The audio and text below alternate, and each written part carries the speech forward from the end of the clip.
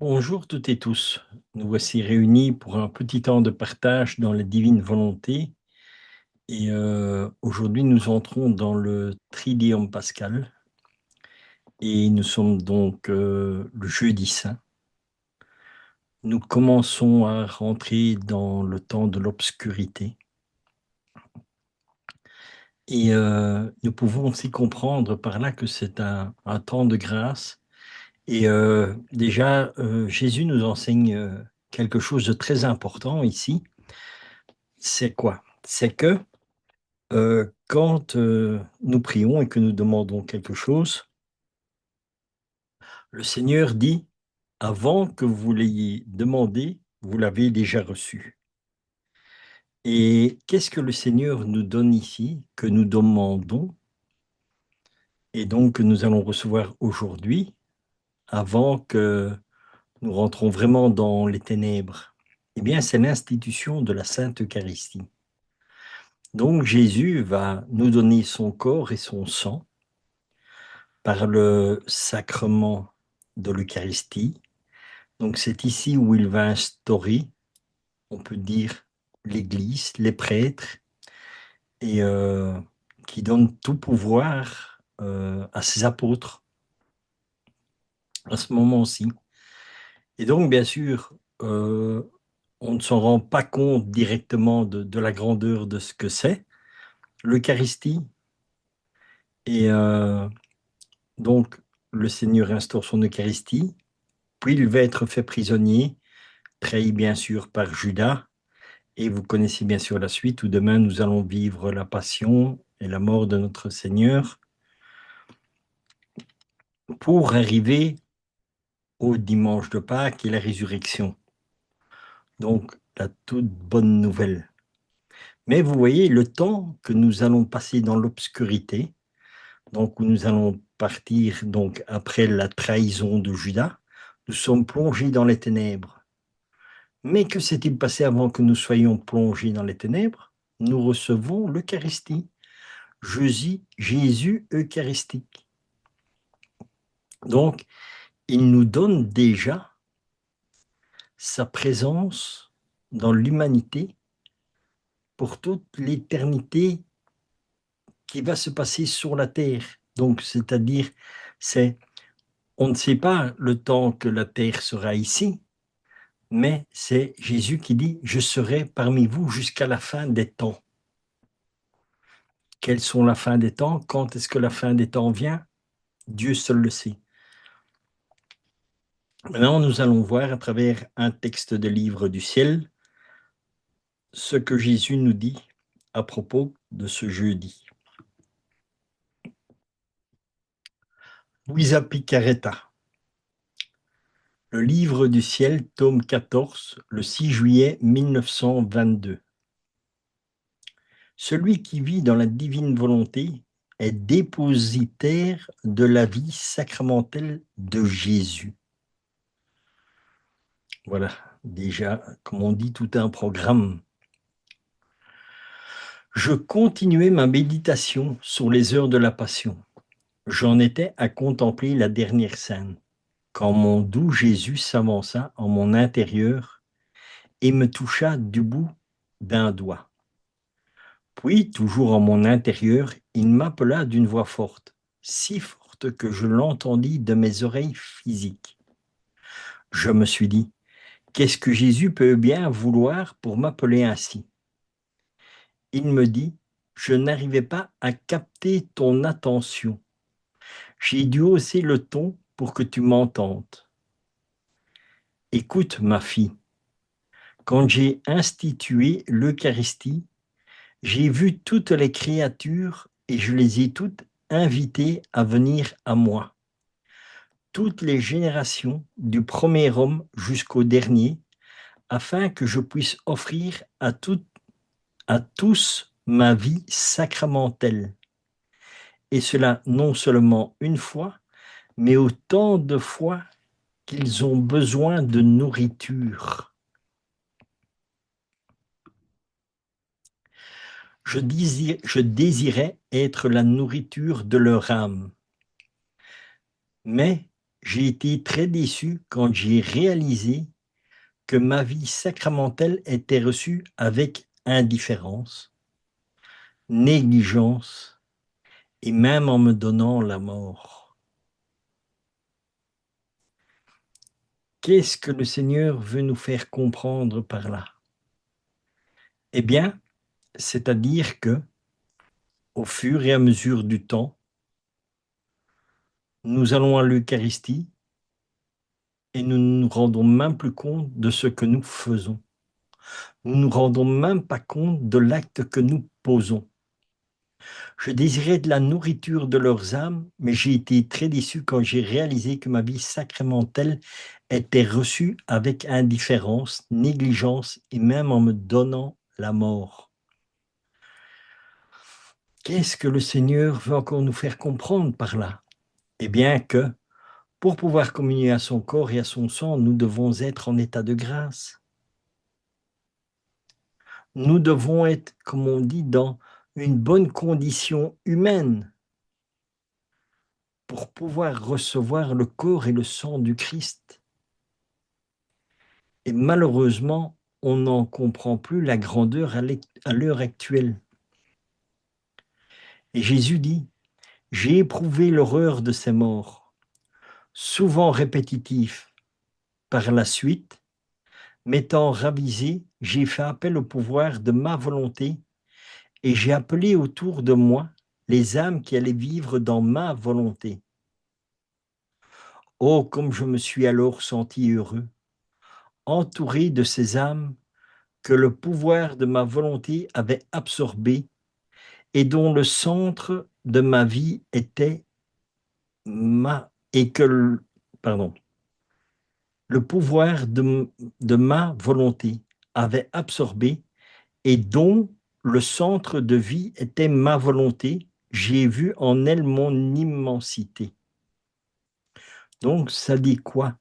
Ça dit que Jésus, à l'époque où il instaure l'Eucharistie, comme tout a été fait en un acte dans son temps, Dieu sait tout et voit tout, puisqu'il est omniscient.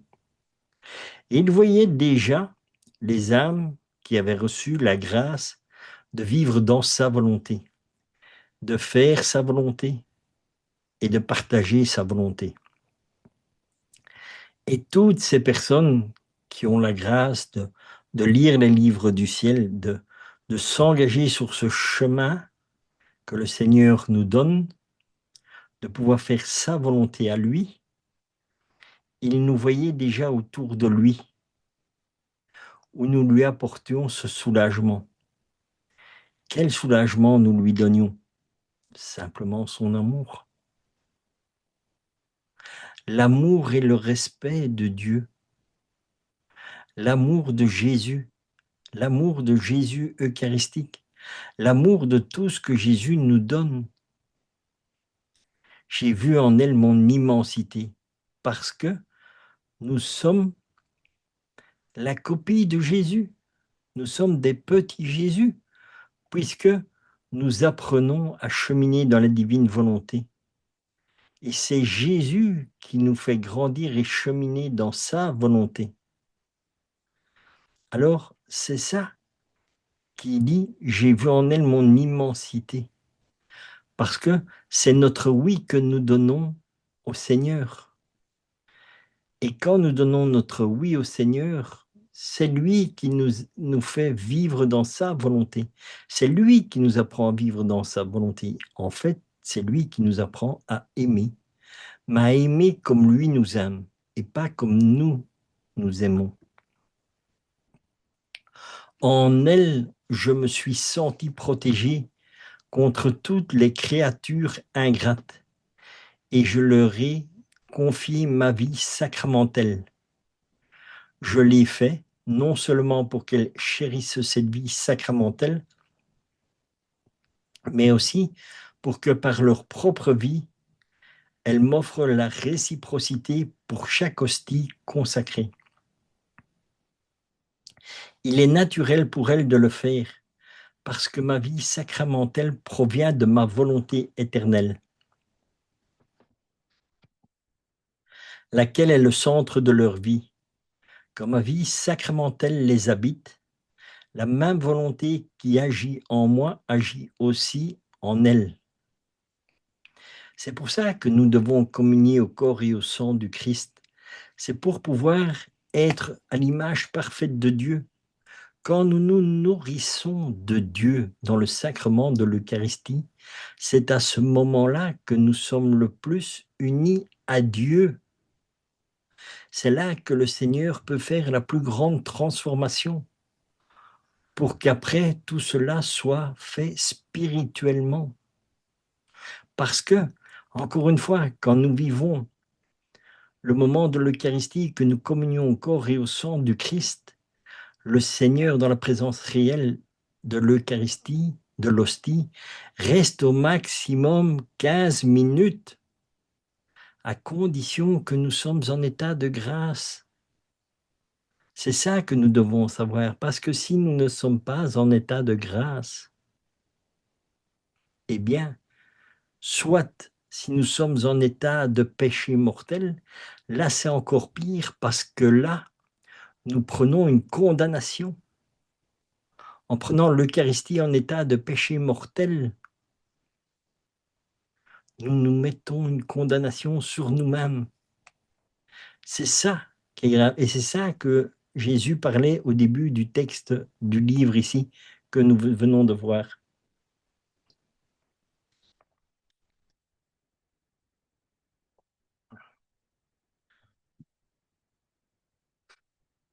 Il est naturel pour elle de le faire, parce que ma vie sacramentelle provient de ma volonté éternelle, laquelle est le centre de leur vie. Quand ma vie sacramentelle les habite, la même volonté qui agit en moi agit aussi en elles. Donc, quand nous sommes en état de grâce, que nous avons été à la confession, que nous avons vraiment demandé pardon au Seigneur, à ce moment-là, nous commençons à être dans un état de grâce. Lorsque je sens leur vie dans ma vie sacramentelle, leur vie est multipliée dans chaque hostie et je sens qu'elle me donne la réciprocité vie pour vie. Oh, comme j'ai exulté en te voyant, comme première âme appelée à vivre dans ma volonté. J'ai déposé en toi la première de toutes mes vies sacramentelles. Oh, comme j'ai exulté en te voyant comme première âme appelée à vivre dans ma volonté. C'est là qu'on commence à réaliser et à se rendre compte de ce qu'est Jésus dans l'hostie. Leur vie est multipliée dans chaque hostie et je sens qu'elle me donne la réciprocité. Pourquoi Jésus désire tant que nous communions à son corps et à son sang?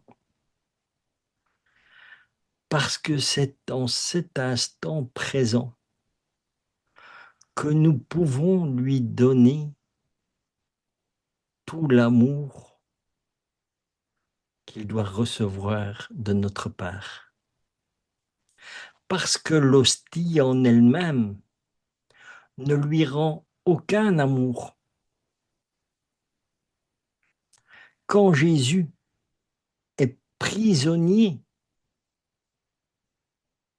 de l'hostie, parce il s'est donné, mais il est prisonnier en réalité dans l'hostie, parce que l'hostie ne lui donne pas d'amour. Et c'est ça la prison de Jésus dans l'Eucharistie. Jésus est réellement présent là, mais il désire sortir de l'hostie. Et quand est-ce qu'il sort de l'hostie?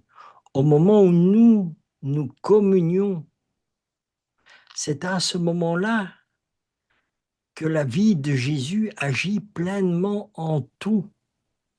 Et c'est là où nous avons cette fusion totale en Dieu, parce que l'hostie se dissout à l'intérieur de nous, mais c'est tout l'amour de Dieu qui circule dans tout notre corps.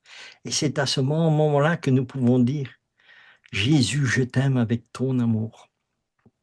parce que c'est toi, dans ce sacrement de l'Eucharistie, qui déverse ces mers d'amour en cet instant présent, où je communie à ton corps et à ton sang. Et dans ta divine volonté, Seigneur, je te dis, je t'aime avec ton amour, avec tout l'amour que tu déverses en moi à cet instant précis. Merci Jésus. Merci pour tout ce que tu es en train de faire en moi à cet instant précis. Et je te rends grâce au nom de tous et pour tout l'amour que tu donnes à chaque créature, à chaque instant de notre vie. Merci Seigneur. C'est là où nous pouvons faire les plus belles prières de la divine volonté. C'est à cet instant, on peut dire au summum, parce que c'est dans le sacrement de l'Eucharistie où Jésus est libéré quand nous communions à son corps et à son sang. Mais encore une fois, c'est ce que je vous dis, quand nous sommes en état de grâce, c'est ça le plus important. Et l'important est de recevoir Jésus dans le respect, en sachant que c'est Dieu que nous recevons. C'est ça que nous devons prendre conscience. Quand nous allons le chercher, quand le prêtre vient et il se met que c'est le moment où nous allons communier, n'allons pas en touriste dans la file pour dire je vais aller communier, mais je pense à ci, je pense. Pensez à qui est là. Pensez que c'est Jésus qui veut venir vivre en vous. C'est Jésus qui veut venir vous donner la vie en plénitude. C'est à ce moment-là précis où Jésus peut vous donner tout son amour. Parce que en l'an 2026, Jésus est toujours là, réellement présent. C'est vraiment son corps et son sang que nous recevons. Et c'est là l'importance d'aller dans le plus grand respect en se disant que Seigneur, je veux être uni à toi. Je veux m'unir, Seigneur, dans ton humanité, dans ta divinité et dans la divine volonté pour ne faire plus qu'un avec toi. C'est à ça que nous devons penser quand nous allons pour recevoir Jésus. Et non seulement ça, nous avons la grâce de vivre dans la divine volonté. Demandons au Seigneur aussi de pouvoir communier pour l'humanité entière, de communier pour toutes les créatures du passé, du présent et du futur. Parce que dans le temps de Dieu, c'est un temps éternellement présent. Et quand nous recevons Jésus, que nous lui disons « Je t'aime » avec son amour, remercions-le aussi au nom de tous et pour toutes ces personnes, pour toutes les créatures, car beaucoup oublient de lui dire merci, mais nous, dans la divine volonté, nous recevons cette grâce de pouvoir le faire au nom de tous et pour tous.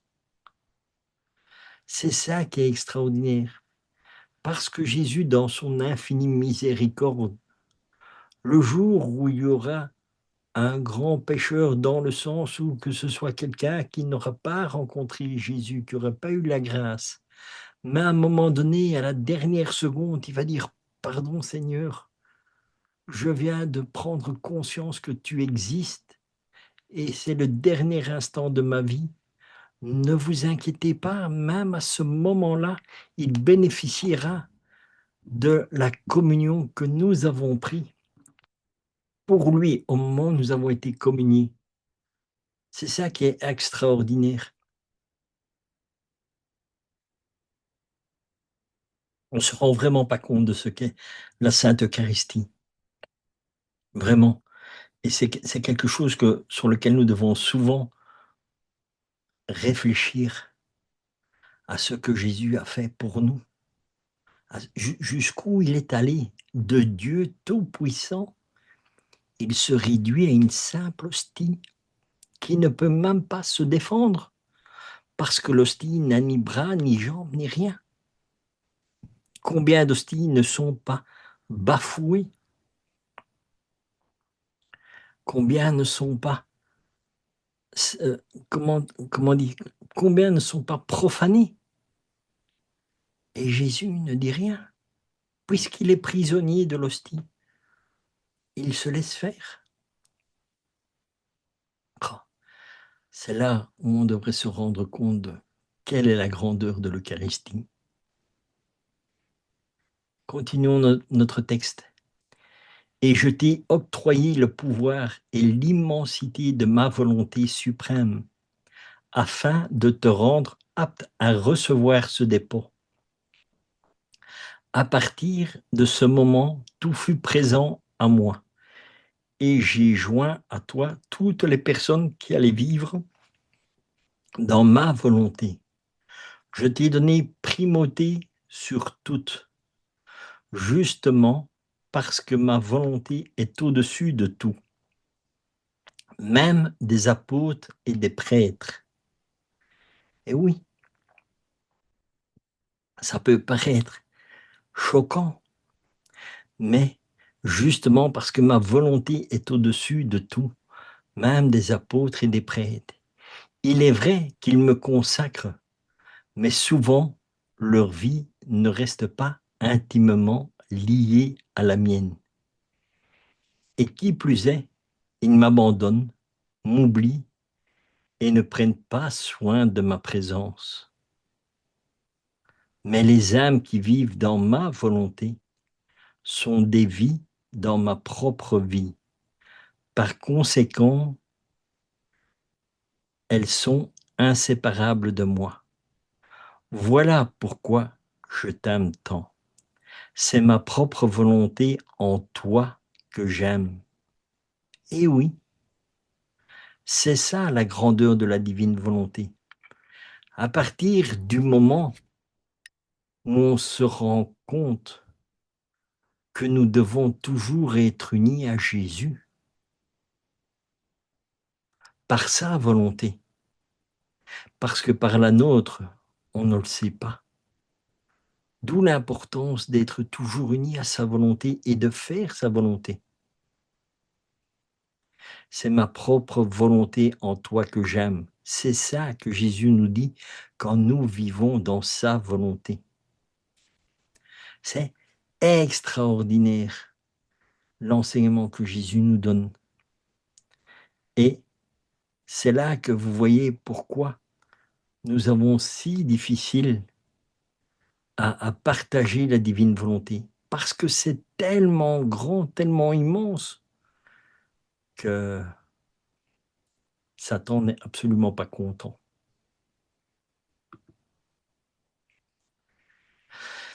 Voilà, ça c'était dans le livre du ciel. Maintenant, j'ai désiré partager ceci avec vous et je vais vous dire pourquoi. Donc, c'est en rapport avec l'Eucharistie. Parce que suite à la vidéo que j'ai faite hier, bien sûr, c'est pas moi qui le fais, c'est le Seigneur en moi qui partage auprès de vous. Parce que moi, j'apprends de la même manière que vous en faisant les vidéos, en partageant les textes du livre du ciel. Maintenant, nous allons partager un passage de la Bible. Mais avant ça, voilà. Parce qu'il y a plusieurs personnes qui m'ont dit suite à la lecture de hier, et je vais reprendre cette lecture pour un peu développer, afin que l'on puisse comprendre. Donc, je vous lis, donc c'est un passage du livre de Gethsémani, donc sur lequel nous avons parlé tout au long des vidéos. Et bien sûr, demain, je reprends encore quelques textes de ces livres-ci.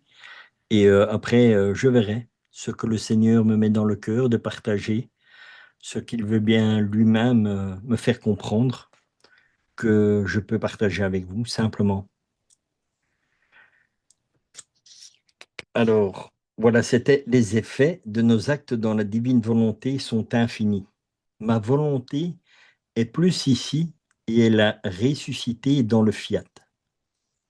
Et voilà ce qu'on m'a demandé. On m'a demandé, parce que j'avais dit hier, que si nous prenons mal l'Eucharistie, nous prenons notre propre condamnation et que nous pouvons être malades parce que c'est ça la conséquence d'une communion qui n'est pas prise telle que le Seigneur voudrait que nous communions, c'est-à-dire en état de grâce.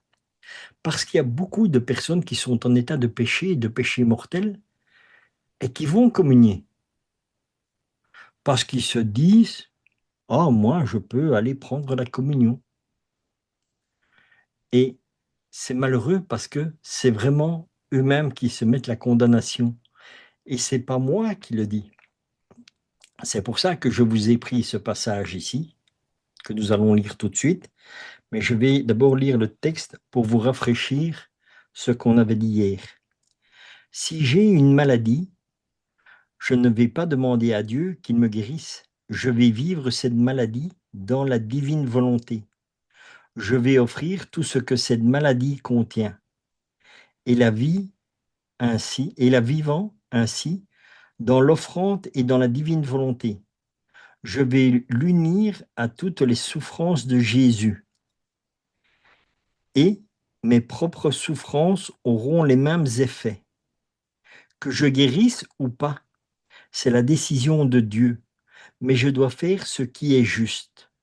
Aller chez le médecin, prendre les médicaments prescrits, etc. Donc ça, c'est quand même un point aussi hier sur lequel j'ai énormément insisté. C'est que même que vous pouvez avoir la vie la plus mystique avec le Seigneur, vous aurez des moments où vous devrez aller consulter un médecin. Même le Padre Pio a subi des opérations. Si vous lisez dans sa vie, il avait une hernie qui était placée, on l'a opéré. Donc même lui qui a cette vie avec Dieu, que Dieu peut faire tout en un, non, même lui a dû passer par les médecins.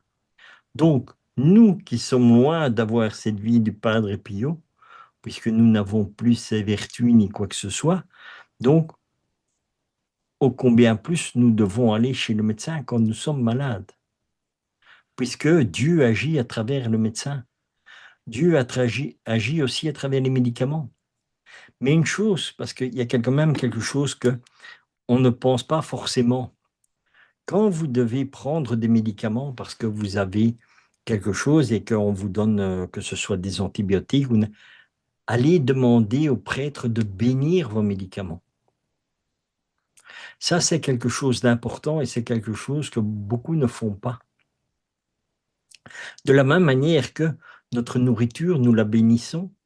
Quand nous avons fini de manger, nous rendons grâce à Dieu pour le repas que nous avons eu, pour le repas que nous avons partagé. On rend grâce à Dieu.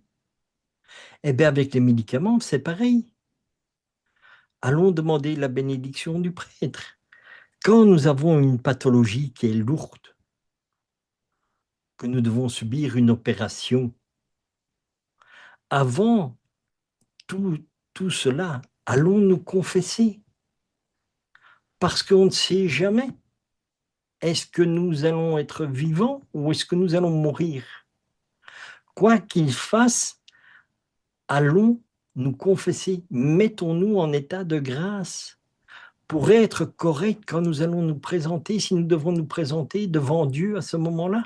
Si à ce moment-là, Dieu décide de nous rappeler, eh bien, soyons au moins en état de grâce. Donc, avant une grande intervention chirurgicale, allons nous confesser et demandons au prêtre la bénédiction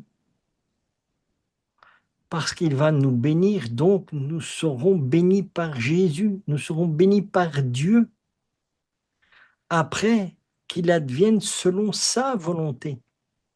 Mais nous, de notre côté, nous avons fait tout ce que nous devions faire. Et c'est à cela que nous ne pensons pas. Et c'est un peu dommage, c'est vrai, parce que tout cela, on ne nous l'enseigne plus. Mais n'ayez pas peur d'aller demander à vos prêtres que dans les églises, on commence à vous donner des enseignements. des enseignements du catéchisme, des enseignements de comment vivre avec Dieu dans notre vie de tous les jours. Demandez, parce que Jésus dit, demandez, vous recevrez. N'ayez pas peur d'aller demander qu'on vous apprenne. C'est très, très important. Ici, ce que je fais avec vous, c'est, je vais donner ici un petit catéchisme de base, mais vraiment la base au minimum. Parce qu'il y a plusieurs personnes qui m'ont demandé, voilà, en rapport avec les maladies et le sacrement de l'Eucharistie, qu'est-ce qui se passe et tout ça.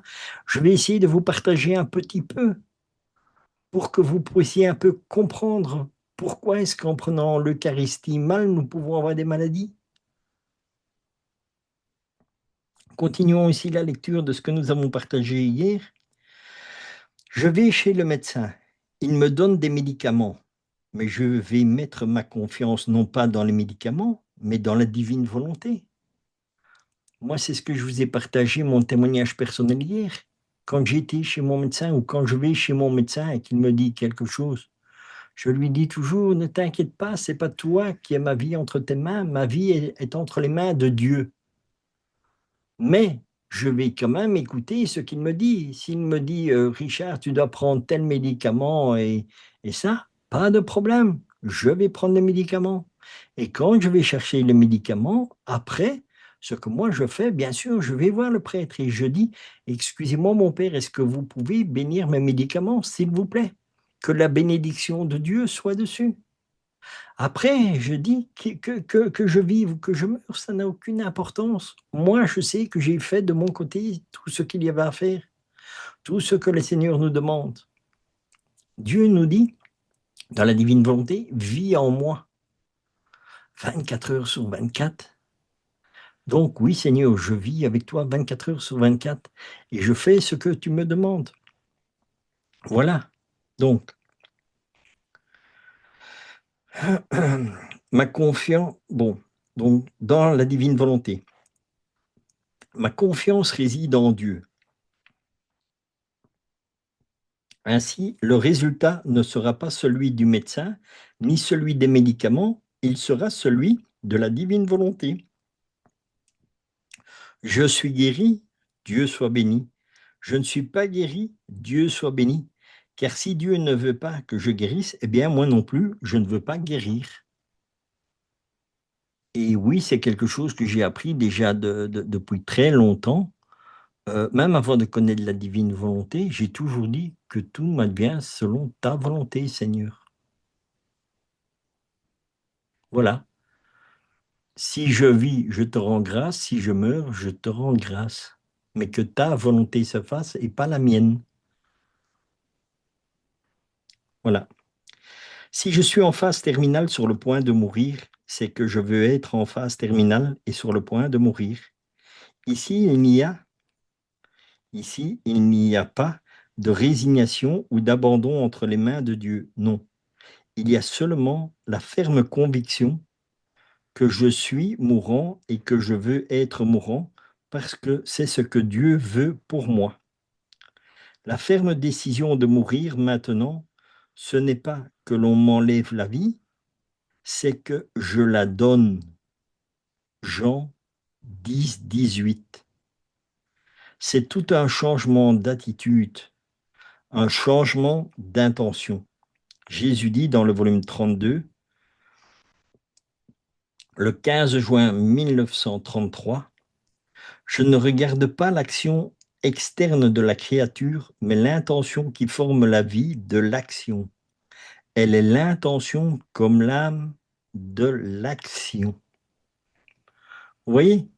Donc, c'est ça qu'il faut bien comprendre. Quoi qu'il se passe, rendons grâce à Dieu.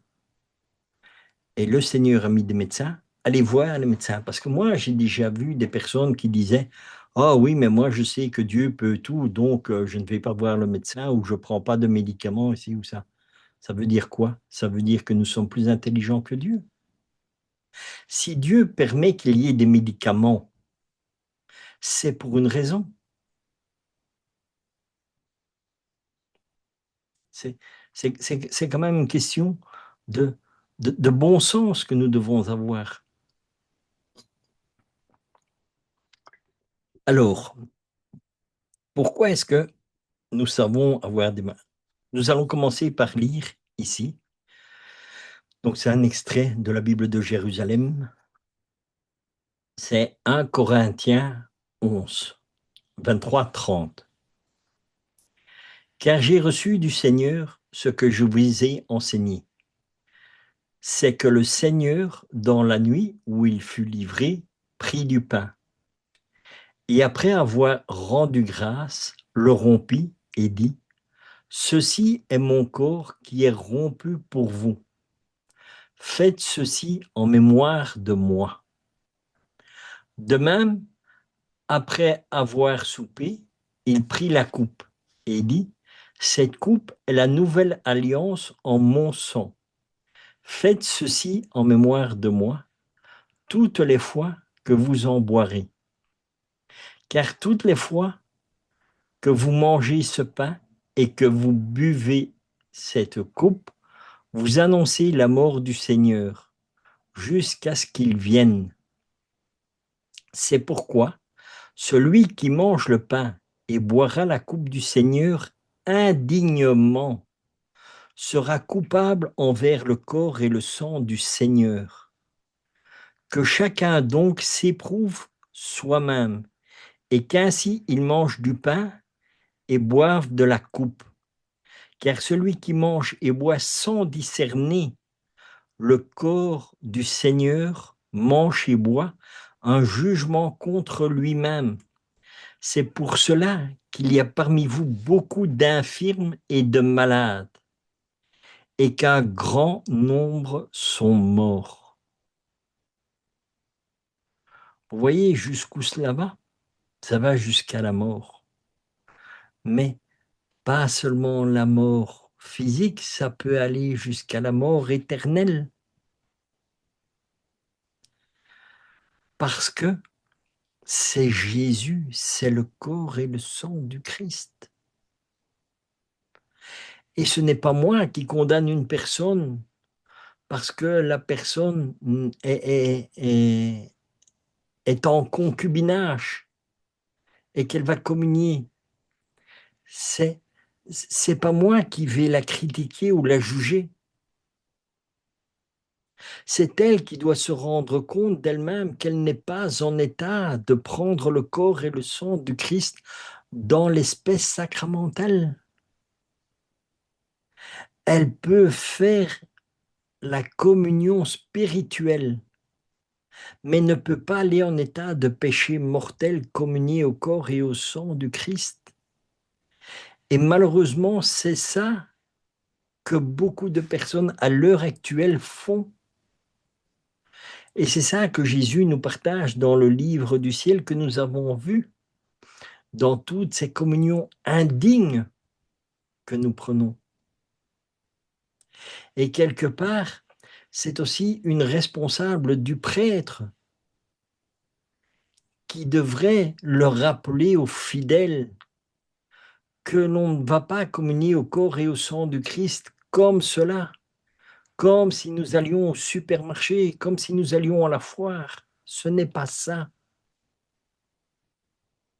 Il faut comprendre et réaliser ce que c'est. Il faut que nous apprenions ce que sont les valeurs fondamentales. Pourquoi est-ce que nous pouvons avoir... C'est pour cela qu'il y a parmi vous beaucoup d'infirmes et de malades, et un grand nombre sont morts. Et j'ai fait plusieurs vidéos que j'ai partagées sur ma chaîne YouTube, où vous pouvez aller les voir, sur le sacrement de la réconciliation, à la confession. Combien de personnes n'ont pas la grâce d'être guéries parce qu'ils ont été demandés pardon, Seigneur, parce qu'ils se sont rendus compte que ce qu'ils faisaient n'était pas conforme à ce que Dieu voulait. Et par grâce de Dieu, en ayant pris conscience de cela, ils ont été, lui demander pardon. Et bien sûr que Dieu leur a pardonné, parce que Dieu n'est qu'amour et pardon. Il est amour et pardon. Il est pardon quand? À partir du moment où nous prenons quand même conscience du mal que nous lui avons fait et que nous allions auprès de lui avec un repentir sincère. C'est là aussi que nous recevons de grandes guérisons dans le sacrement de la réconciliation. Donc voilà, il faut se rendre bien compte d'une chose. Dieu nous a tout donné pour que nous ayons la vie en plénitude, que nous avons la vie éternelle auprès de lui. Dieu nous a donné un cheminement. Il a commencé par quoi? Et c'est ça que je vous dis. Ici, c'est vraiment le catéchisme de base, le plus basique, mais c'est le fondement même que nous devons avoir. La première chose à se rendre compte, c'est que Dieu nous a tout donné. Dieu nous a donné en premier lieu toute la création. Il l'a donné pour nous. C'est pour ça que quand vous allez liser votre Bible, allez à la Genèse, l'homme fut créé le 6e jour. Parce qu'avant le 6e jour, Dieu a tout fait pour que quand nous arrivons, tout est là. Et là aussi, on peut comprendre de ce que Jésus nous dit, avant que vous l'ayez demandé, vous l'avez déjà reçu. Parce que quand Dieu nous a créés au 6e jour, toute la création était là, pour nous.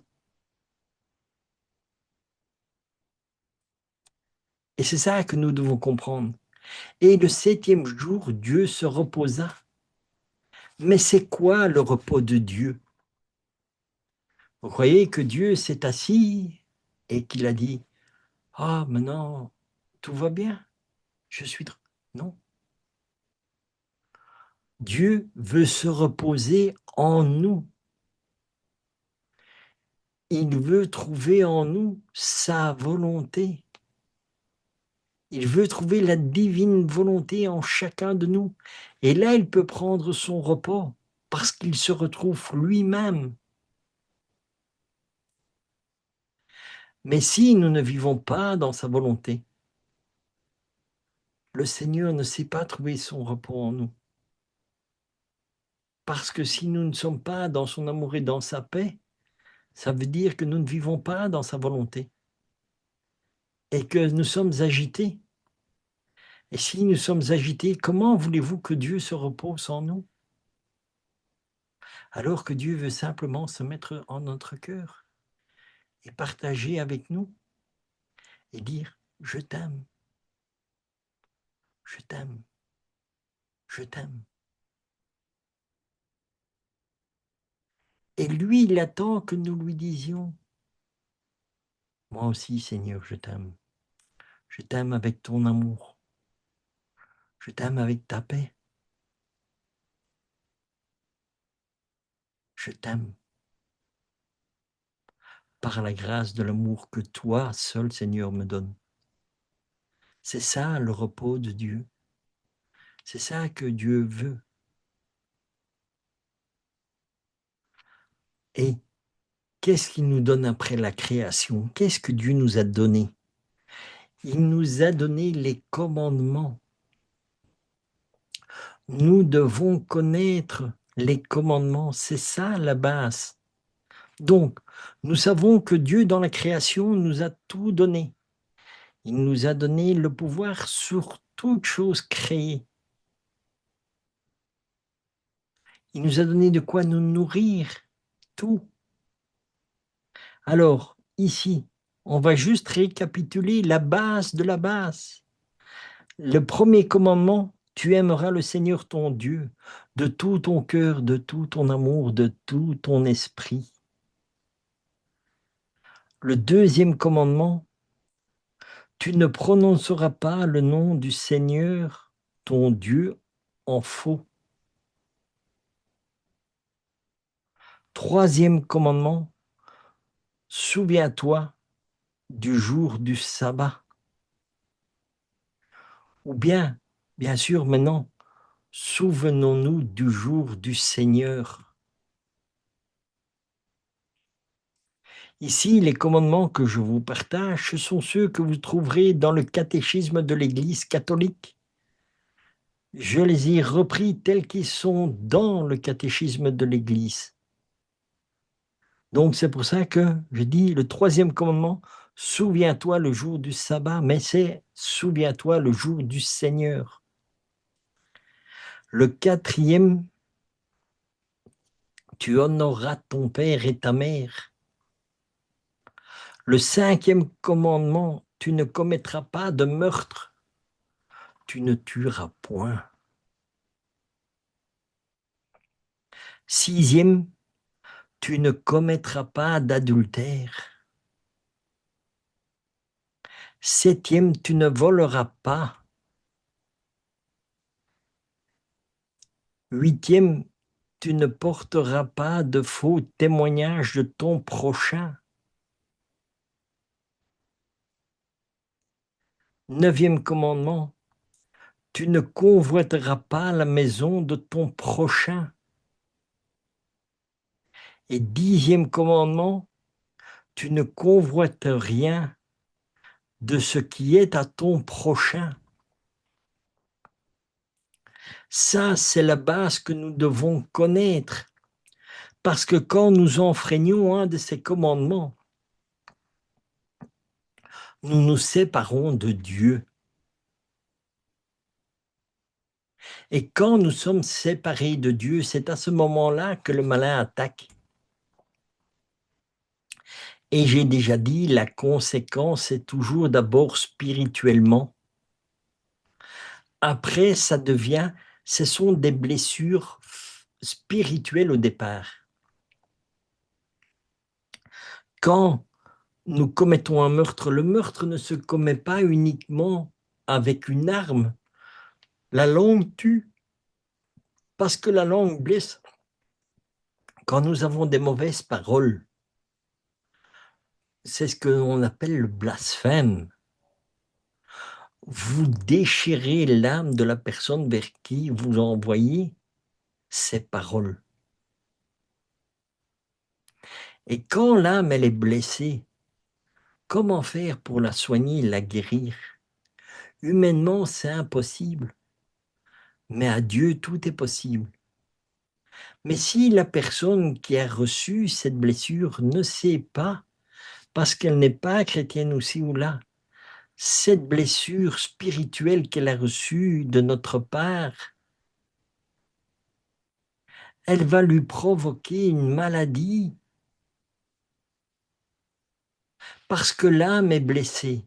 Et la blessure de l'âme va devenir une blessure physique. C'est ça qu'il faut comprendre. Et tout ça, c'est si nous ne suivons pas les commandements de Dieu. Et puis, quelle est encore la toute grande grâce que Dieu fait? Parce que je vous ai dit, il y a une base minimum que nous devons connaître, c'est de savoir tout ce que Dieu nous a donné. Et Dieu nous a tout donné pour que nous ayons la vie éternelle.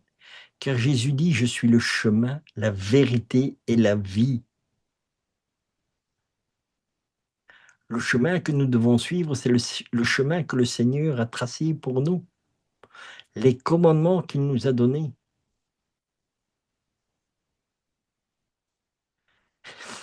Et pour que nous ayons encore la vie aussi, parce que en enfreignant les commandements du Seigneur, qu'est-ce qui se passe? Eh bien, Dieu te dit encore, ça va, je vois que vous ne savez pas tenir les commandements. Je donne à mon Église, parce que quand Jésus est là, il dit dans Matthieu 16, 18, Pierre, sur cette pierre, je bâtirai mon Église. Et quand Dieu bâtit son Église sur pierre, nous recevons la grâce en plus aussi. Dans l'Église, nous avons quoi?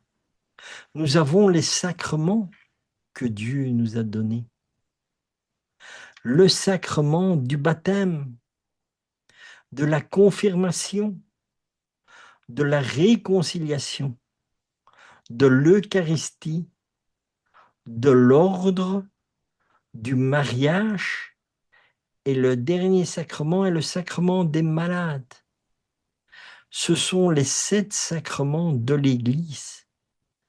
Le baptême, par lequel nous sommes sauvés, parce que Dieu dit, allez faire de toutes les nations et allez les baptiser au nom du Père, du Fils et du Saint-Esprit.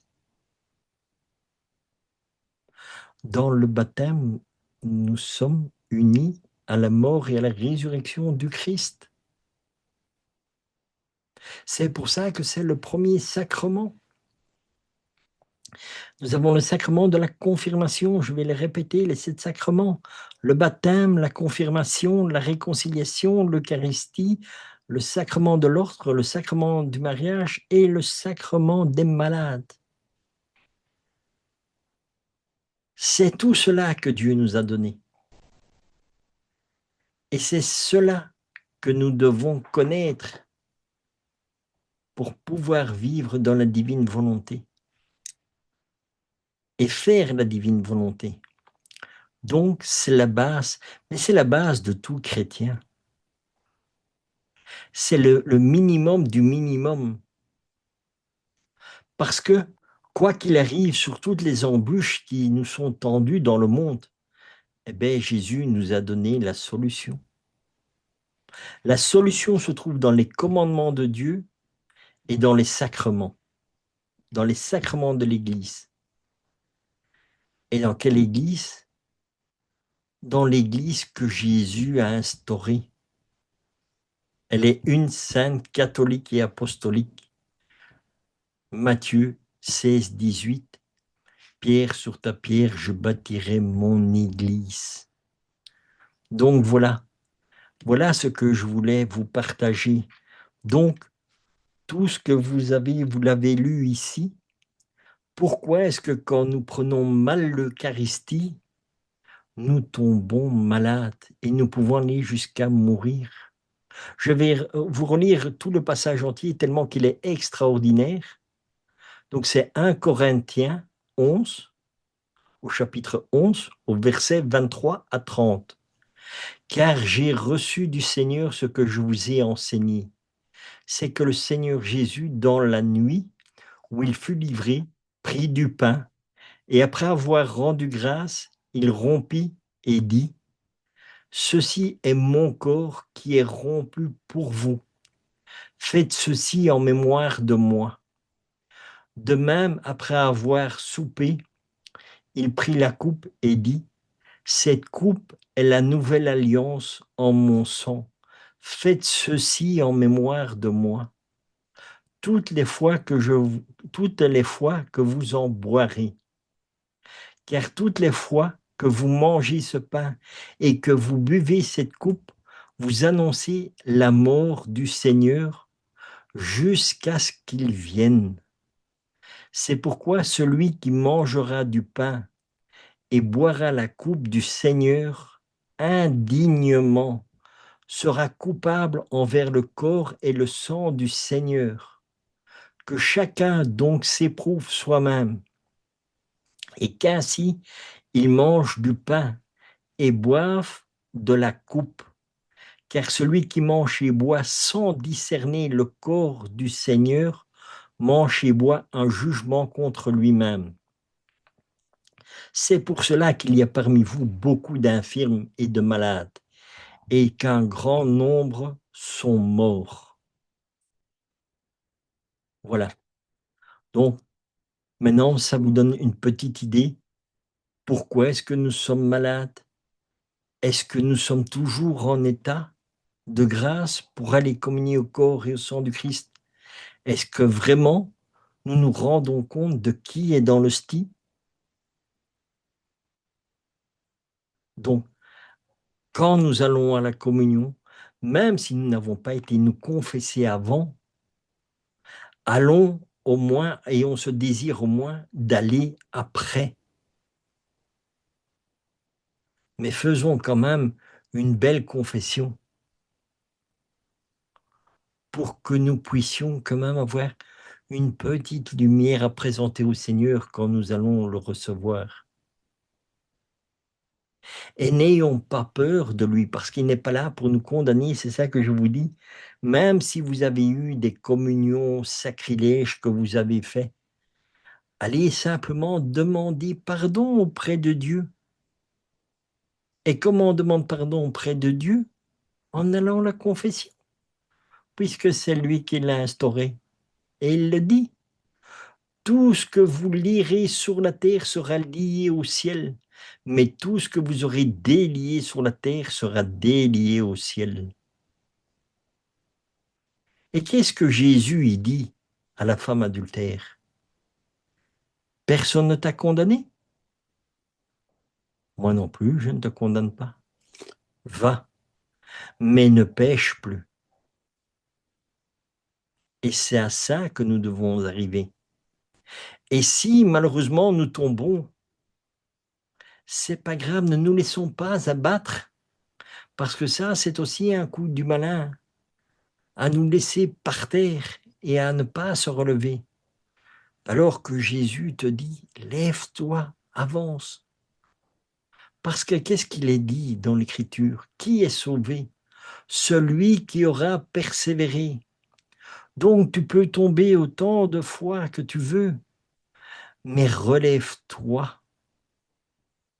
Ne reste pas à terre. Ne te laisse pas abattre. Ne tombe pas dans une dépression. Parce que le Seigneur ne veut pas que tu passes dans ces états-là. Il veut que tu sois dans la joie. Il veut que tu sois dans l'amour, dans la paix. Donc, fais ce qu'il te dit.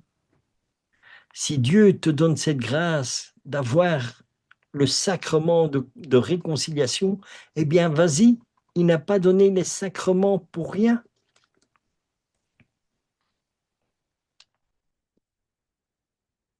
Donc, prenons conscience. Dieu nous a tout donné. Et plus encore, parce que qu'est-ce qu'il a dit? Il faut que je parte. Il faut que j'aille auprès du Père. Mais ne craignez rien, car je vous enverrai un défenseur. Il nous envoie quoi? Son esprit, l'Esprit Saint. Parce qu'après la résurrection, après, c'est la montée du Seigneur au ciel. Et quand il monte au ciel, il nous envoie l'Esprit Saint, le défenseur. Et ce que nous devons comprendre, c'est quoi? C'est justement le dernier cadeau qu'il nous fait. Le troisième fiat, il nous donne la divine volonté. C'est ça qui est extraordinaire quand je dis que Dieu nous a tout donné.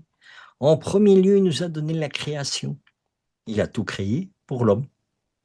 Et le sixième jour, il crée l'homme. Boum. Il dit, je te donne tout. Parce que je t'aime et je veux tout te donner. Et puis, il sait que nous allons tomber. Il nous envoie Jésus, la rédemption. Toute la rédemption nous est donnée. Et par qui aussi? Par la bienheureuse Vierge Marie, qui est la dépositaire de la rédemption. Parce que si Marie ne donne pas son oui, il n'y a pas de rédempteur. Mais la Vierge Marie étant faite dans la divine volonté, étant créée dans la divine volonté, elle dit, oui Seigneur, qu'il me soit fait selon ta parole. C'est ça la réponse qu'elle donne à l'archange, que tout se fasse selon ta parole. Quel oui extraordinaire. Parce que même la Vierge Marie, elle aurait pu dire non. Elle aurait pu dire non. Mais elle nous aime tellement qu'elle dit oui. Au contraire, elle, dans ses prières, elle hâtait la venue du Seigneur. Elle disait, elle demandait, descends Seigneur, descends. Ça, on le découvre dans les livres du ciel.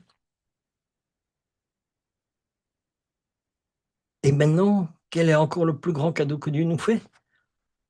C'est la divine volonté. Et autant comme la Vierge Marie était dépositaire de la rédemption, Luisa Piccarreta est la dépositaire de la divine volonté. Elle est la première. Elle est la première humaine comme nous. Elle est humaine parce qu'elle a le péché originel en elle, ce que la Vierge Marie n'avait pas. Elle était aussi humaine, la Vierge Marie, bien sûr, mais exempte du péché originel. Elle était la perfection de Dieu. Et Luisa Piccarreta, elle était pécheresse comme toi et moi. Et Dieu l'a fait dépositaire de la divine volonté. Extraordinaire. Et par le sacrifice de sa vie qu'elle a donné à Dieu, nous recevons tous les fruits de la divine volonté à travers elle. Combien de mers de grâce nous recevons en lisant simplement les livres du ciel. Comme c'est grand, comme c'est extraordinaire la divine volonté. On ne peut même pas s'en rendre compte. Voyez, Jésus présent dans le Saint-Sacrement. Quand nous allons en adoration, allons voir le Seigneur. Et surtout, ne restons pas muets quand nous allons à l'adoration. Parce qu'encore, j'ai encore eu des gens qui m'ont envoyé en me demandant, mais Richard, est-ce qu'on peut dire quelque chose à Jésus? Parce qu'on nous dit on doit arriver et être en silence devant Dieu. Dans le Saint-Sacrement, nous ne pouvons rien dire. Mais qui est-ce qui vous dit une bêtise pareille? Jésus est réellement présent là, dans le Saint-Sacrement. Parlez-lui, c'est ça qu'il attend. La plus belle réponse qu'un jour un paroissien a reçue, c'est du temps de Saint Jean-Marie Vianney, le saint curé d'Art, patron de tous les prêtres. Une personne passe à côté de lui pendant un temps d'adoration et il demandait à Saint Jean-Marie Vianney, il dit, mais vous faites quoi? Et Saint Jean-Marie Vianney, dans sa simplicité, il disait, je l'avise, il m'avise.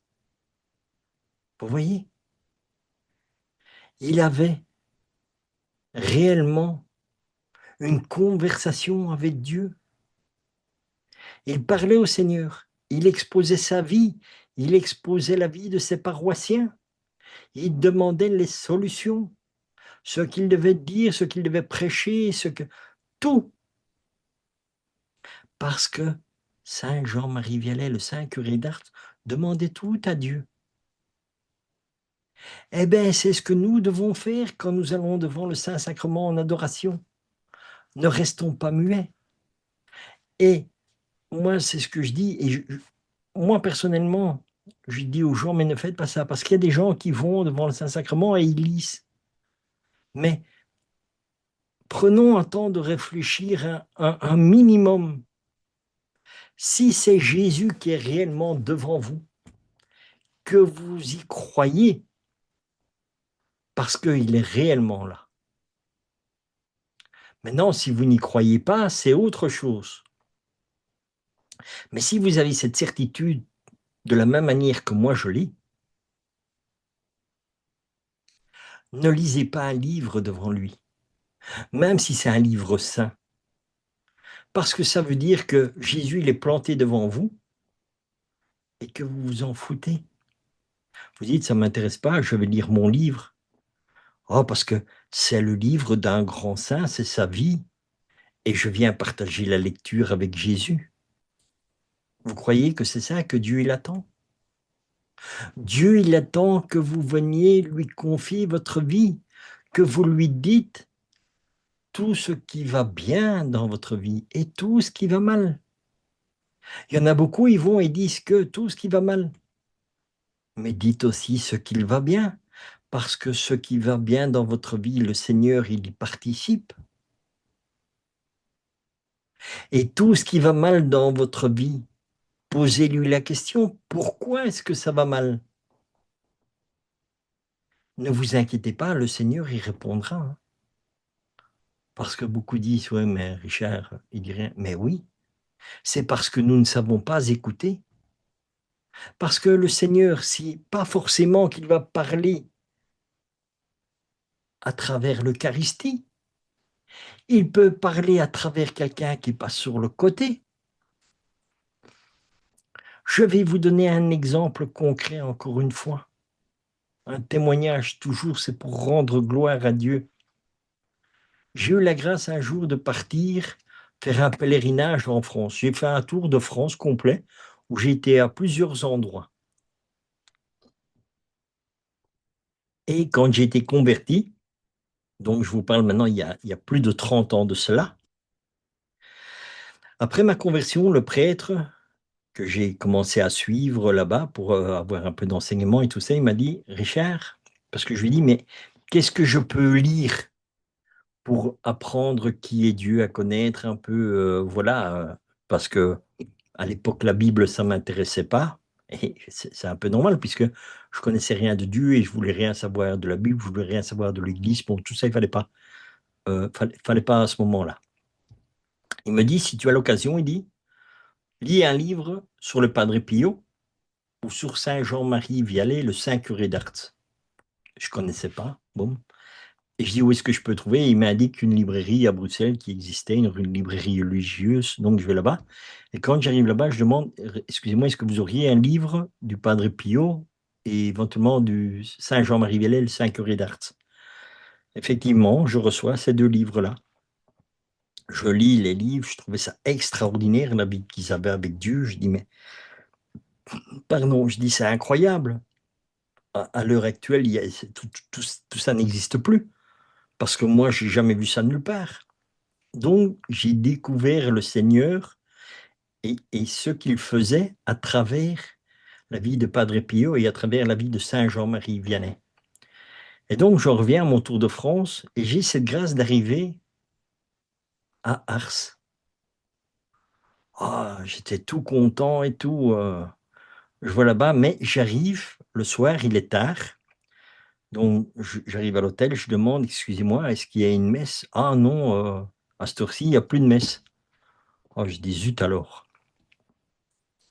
Et puis je dis, demain matin, je dois partir à telle heure, est-ce qu'il y a une messe? Ah non, non, non, la messe, elle n'est pas avant telle heure. Je dis, mince, qu'est-ce qui m'arrive encore? Je dis, c'est quand même la poisse, quoi. Je dis, c'est quand même pas de chance.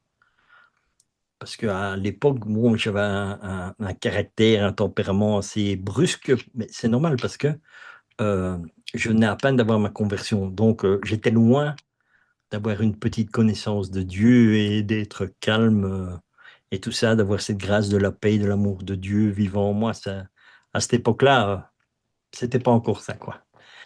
Et bien sûr, j'avais un caractère tranché et je me dis, mais comment c'est possible? Et je me fâche avec Saint Jean-Marie Vianney. Et je passe un chemin et après, je dis, mais comment c'est possible qu'il n'y ait pas ça? Bon, tant pis, hein, je retourne à l'hôtel. Et je dis, vous êtes sûr qu'il n'y a nulle part une... Oui, oui, il dit, je dis, un village? Non, non, plus rien, nulle part dans le village. D'accord. Mais il me dit, mais ne t'inquiète pas, il y a une chapelle là en bas et il y a adoration jour et nuit. Ah, j'ai dit, d'accord. Bon, ben, c'est déjà ça.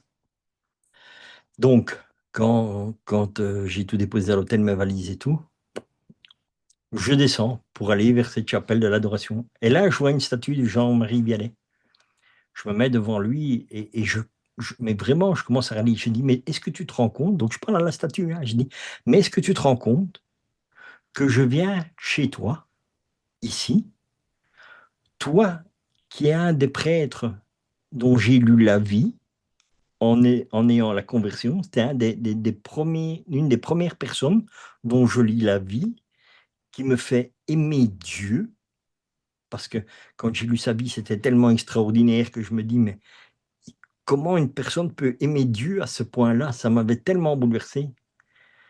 Et puis, je dis et j'arrive ici, je dis: «En plus, tu es le prêtre, tu es le patron de tous les prêtres» et j'arrive chez toi et j'ai même pas une messe. Et puis j'entends la statue qui me dit: «Approche». Je m'approche de la statue et puis il me dit: «Bienvenue chez toi». Ça m'a tellement bouleversé cette parole qui sortait de la statue, que j'ai pris la statue dans mes bras, je l'ai serrée. J'ai dit: «Merci, merci de me dire que c'était chez moi». Parce que nulle part je me sentais bien. À aucun endroit je me sentais bien. Et sa parole que à travers la statue, Saint Jean-Marie Vianney me dit: «Bienvenue chez toi. Merci». Et après ça, j'ai lâché. Et là-dessus, je lui ai dit: «Quand même, c'est pas parce qu'il me dit: "Bienvenue chez toi" qu'on a eu cette étreinte chaleureuse». Je lui ai dit: «Mais je suis quand même un peu déçu parce que j'ai pas de messe». Et puis j'ai dit: «Mais c'est pas grave et merci de m'avoir dit que j'étais bienvenu, parce que j'étais chez moi ici à Ars». Et je continue à descendre et je vais à la chapelle de l'adoration. Et là, je rentre, personne. Faut dire aussi, il était 2h30 ou 3h du matin. Donc c'est un peu normal qu'il y avait personne, mais bon. Et le Saint-Sacrement, il est là, il est exposé et je vois Jésus. Je dis: «Merci Seigneur, je te rends grâce de la parole de Saint Jean-Marie Vianney, de m'avoir dit: "Bienvenue chez moi"». Parce qu'il me dit que Ars aussi était chez moi. Donc je te remercie Seigneur. Mais honnêtement, je suis déçu parce que je suis à Ars. Je dis: «Est-ce que tu te rends compte Seigneur d'où je suis?» Je suis dans le centre, à l'époque je disais, dans l'un des plus grands centres spirituels qui peut exister, puisque c'est le village du curé d'Ars. C'est là où on ose marquer sur la plaque du cimetière: «Ici sont enterrés que des saints». Et il faut quand même oser le faire, hein. Ici, il n'y a que des saints qui sont enterrés. Waouh! Et je dis: «Tu vois, moi je viens ici parce que je connais aussi bien sainte Philomène, parce que c'était la petite sainte préférée du curé d'Ars, parce qu'il disait que toutes les grâces qu'il recevait, c'était par son intercession. Et moi je viens ici, tu sais que je suis que de passage parce que je dois continuer et que je ne sais pas rester à l'heure la messe et j'ai même pas droit à voir la messe ici à Ars, au centre le plus important de la spiritualité et je n'ai rien. Donc vous voyez, c'est ça, avoir ce cœur à cœur avec Dieu, devant Jésus dans l'hostie. Dites-lui ce qui va pas ou dites-lui ce qui va bien, mais parlez-lui parce qu'il est réellement présent. Et pourquoi je vous raconte cela? Parce que la suite de l'histoire, et je vous dis, il est entre 2h30, 3h ou 3h30 du matin. Quelqu'un rentre. Je dis: «Ah, c'est bien, il y a quelqu'un qui vient adorer le Seigneur, donc voilà». Et là, j'avais cette parole comme ça qui me traversait: «Où 2 ou 3 sont réunis en mon nom, je suis au milieu d'eux». Mais moi, je disais au Seigneur: «Ne t'inquiète pas Seigneur, moi je sais que tu es là». Donc voilà, il fallait pas qu'on soit à 2. Et puis je vois la personne, elle va vers le Saint-Sacrement, elle monte à l'autel, elle s'agenouille. Alors je dis: «C'est bien, c'est quand même encore quelqu'un qui a un grand respect et tout ça». Et cette personne vient vers moi et me dit, tout doucement comme ça: «Excusez-moi, est-ce que je peux vous déranger un petit instant?» Je dis: «Ben oui, bien sûr». Il dit: «Voilà, je suis prêtre et j'ai pas encore célébré l'Eucharistie aujourd'hui, j'ai pas célébré la messe». Et il dit: «C'est quelque chose que je dois faire. Est-ce que ça vous dérange si j'enlève le Saint-Sacrement et que je célèbre la messe. Mais vous pouvez assister, hein. Je dis merci Seigneur. J'ai eu droit à ma messe à Arts. Vous vous rendez compte? À 3 heures, 3 heures et demie du matin, quelqu'un rentre et c'est un prêtre. Il n'a pas célébré la messe. Il me demande: «Est-ce que je peux la célébrer?» «Oui, mon père, avec grand plaisir, parce que moi j'ai pas eu ma messe». Et je lui dis: «Je viens juste de me disputer avec le Seigneur parce que j'ai pas ma messe ici à Ars». Je dis: «Saint Jean-Marie Vianney me dit un peu plus haut: "Bienvenue chez toi"». Mais c'est bien d'être bienvenu chez moi, mais j'ai pas ma messe. J'ai pas la messe à Ars. J'ai pas la messe dans le contexte de Saint Jean-Marie Vianney, le saint curé d'Ars, dont je connais la vie parce que j'ai lu son livre, lu et relu et relu, et que je voulais absolument voir cette messe. Voilà la grâce du Seigneur. Voyez? Et à l'époque, je peux vous assurer que j'étais loin d'être gentil. J'étais loin de connaître Dieu, puisque je venais d'avoir la conversion quelque temps avant. Donc j'avais quasi aucun, comment dire, aucun enseignement, de pas savoir. Mais on m'avait dit: «Jésus est présent dans le Saint-Sacrement». Si vous le dites, c'est que c'est vrai. Voilà, et je lui parle, parce que je connais Dieu. Moi, j'ai été saisi parce que au départ, je connaissais pas trop le Jésus dans l'hostie et tout ça. À un moment donné, on m'a dit: «Voilà, il est présent, d'accord, je l'accepte et tout». Et puis après, j'ai eu quand même des contre-attaques en me disant, «Ouais, mais comment c'est possible que Jésus, il soit là, alors que moi je le vois à gauche ou à droite?» À l'époque de ma conversion, c'est ça que j'ai eu cette conversion, hein. C'est parce que c'est Jésus lui-même qui est venu me chercher. Sinon jamais, jamais j'aurais changé ma vie. Et moi, j'ai pas changé ma vie, c'est le Seigneur qui m'a changé ma vie. Et c'est pour ça que jamais et au grand jamais je me détournerai de Dieu.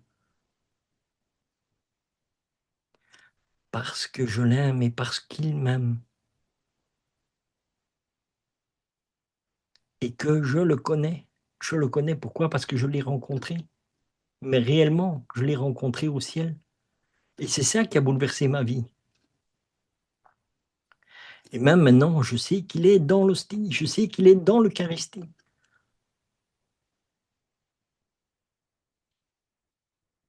et c'est ça, n'ayez pas peur. Approchez-vous du Seigneur, même en ayant fait les pires choses dans votre vie. Dieu vous attend. Donc quand vous allez à un temps d'adoration, parlez-lui, mais ne lui dites pas seulement les mauvaises choses de votre vie. Dites-lui aussi ce qu'il va bien, parce que ça lui fera plaisir. Parce que Jésus, il est content. Il est content quand vous venez partager un moment avec lui. Et la grâce dans la divine volonté, c'est que là, nous avons pleinement conscience que nous vivons pleinement 24 heures sur 24 avec lui. La divine volonté m'a appris énormément de choses, des choses que j'ai connues au ciel et que sur la terre, je ne retrouvais pas. Et c'est pour ça que c'est la vérité que Jésus dit dans les livres du ciel. Vous allez déjà découvrir sur la terre et vivre sur la terre comme au ciel. C'est la vérité. J'ai Je le sens, je le vis, exactement ce que je vivais au ciel. Pas encore en plénitude comme on devrait le vivre, mais voilà, ça se fera selon la volonté de Dieu, quand Dieu l'aura décidé. Mais pour l'instant, pour ceux qui m'ont envoyé les messages en disant: «Mais on ne peut pas faire ceci ou cela», n'oubliez jamais qu'en Dieu, nous sommes tous libres. Dieu est venu nous délivrer. Il nous délivre de quoi? De la mort.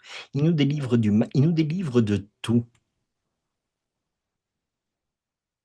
Et comment il nous délivre? Par son amour, parce que c'est l'amour qui a tout vaincu. Donc n'ayez pas peur de vous approcher auprès du Seigneur. Jamais Jésus va vous faire un reproche. N'oubliez jamais cela. Jésus est amour et compassion. Il donne des commandements, il faut les respecter. Il donne des sacrements, allons-y. Parce que c'est pas parce qu'on connaît Dieu qu'on peut vivre et faire n'importe quoi. Pas du tout. Parce qu'il y en a encore qui disent: «Oui, mais je peux faire ce que je veux parce que Dieu est miséricordieux». Oui, Dieu est miséricordieux, mais n'oublions pas la justice divine et Dieu ne nous condamnera jamais. Ça, c'est sûr aussi. Mais le pire juge qui va vous condamner, c'est vous-même. Parce que Dieu va juste mettre votre âme en lumière. Et là, c'est là que ça fait mal. Si nous ne vivons pas selon les commandements de Dieu. Parce que c'est nous-mêmes qui allons nous condamner. C'est à ça qu'il faut réfléchir. Donc, respectons les commandements que Dieu nous a donnés. Respectons en premier lieu la création que Dieu nous a donnée. Vous voyez comment ça va dans le monde? Vous voyez ce que nous faisons du monde? C'est la création de Dieu et qu'est-ce qu'on en fait? Donc, dans la divine volonté, confions-lui cette création. Demandons-lui de la restaurer parce qu'il n'y a que Dieu qui peut restaurer la création.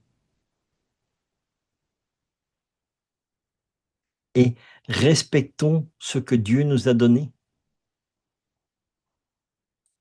et demandons à vivre dans sa divine volonté. Sur ces paroles, je vous souhaite vraiment un saint Triduum pascal et allons vraiment dans la paix du Seigneur et demandons-lui cette grâce de pouvoir vivre dans la divine volonté éternellement. Demandons-lui cette grâce de ne pas en sortir et demandons vraiment cela du fond du cœur. Ayons ce désir parce que Jésus dit: «L'intention suffit, je fais le reste». Donc ayons cette intention et vous verrez que la vie avec Dieu, elle est extraordinaire.